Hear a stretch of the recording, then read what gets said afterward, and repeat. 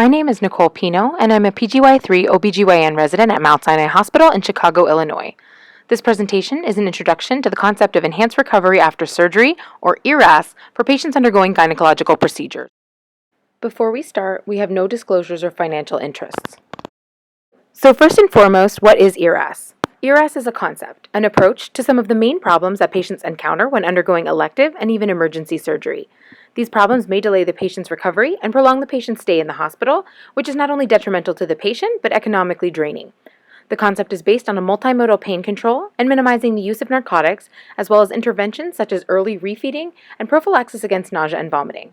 Ultimately, even patients undergoing major surgery may potentially go home the same day, and decreasing length of stay can significantly decrease hospital cost. This concept has been highlighted in the Journal of Gynecologic Oncology, and studies have shown that the implementation of ERAS protocols in gynecologic surgery have been associated with a substantial decrease in IV fluid usage, as well as a decreased length of stay and overall hospital costs.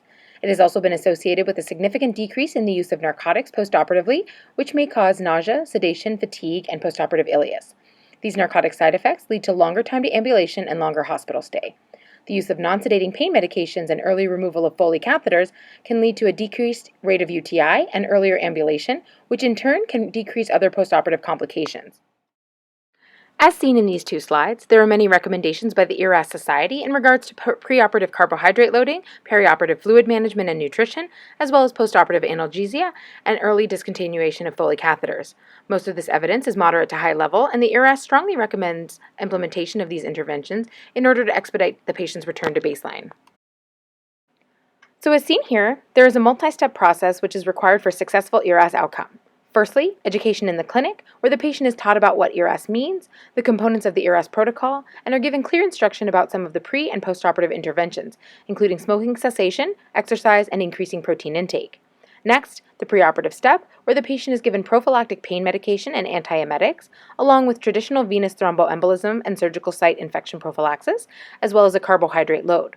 Medications include gabapentin, celecoxib, acetaminophen, and a scopolamine patch, as well as phenazopyridine for those undergoing hysterectomy. Intraoperatively, incisions are infiltrated with local anesthetic to decrease incisional pain, lower pressure pneumoperitoneum, as well as Valsalva maneuvers from the anesthesiologist at the end of the case to more effectively evacuate the pneumoperitoneum, and abdominopelvic irrigation may decrease postoperative pain.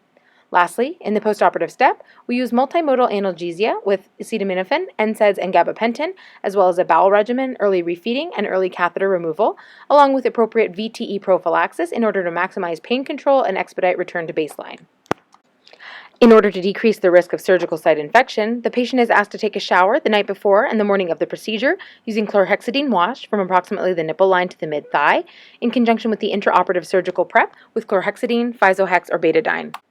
On the morning of surgery, the patient is to take celecoxib 200 mg, acetaminophen 1,000 mg, and gabapentin 600 mg by mouth for the prevention of pain. They are also to apply a scopolamine patch behind the ear for the prevention of nausea and vomiting. For those undergoing hysterectomy, phenazopyridine 200 mg may be added, the benefit being twofold. First, it will give the urine a dark color, which is helpful to identify jets of urine when performing diagnostic cystoscopy, and it provides pain relief from the dysuria sometimes associated with bladder dissection and cystoscopy.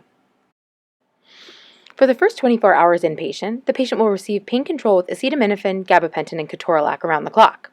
After 24 hours, the patients are transitioned to ibuprofen, and ketorolac is discontinued.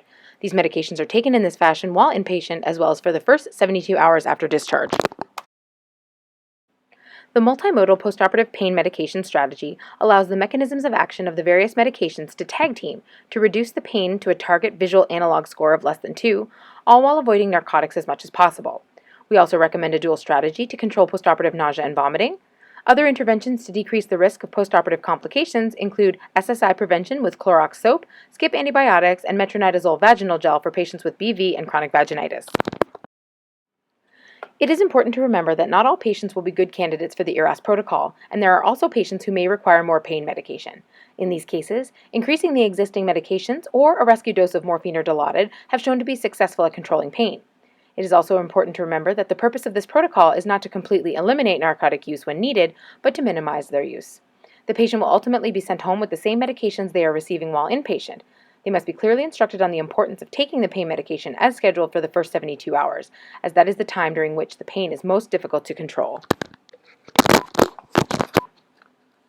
Our protocol also includes a bowel regimen with docusate 100 milligrams twice daily and simethicone 80 milligrams every 8 hours. Pyridium is added in patients undergoing hysterectomy, which may help relieve one of the main postoperative complaints of dysuria, and intravaginal metronidazole, included for patients with bacterial vaginosis in order to prevent vaginal cuff cellulitis and dehiscence. The patients should be called on postoperative day number 1 or 2 to assure the protocol is being followed and to see if it is successful at controlling their pain. So far, in our facility, we have seen a significant decrease in the use of patient-controlled analgesia, as seen above, from January to March of 2017, prior to the initiation of the protocol, and January to March of 2018, has shown an approximately 75% reduction in the number of morphine and dilaudid PCAs used. More data and analysis are required to show the true impact of these changes. However, there's been a department-wide observation of increased patient satisfaction and satisfaction among care providers. Thank you very much.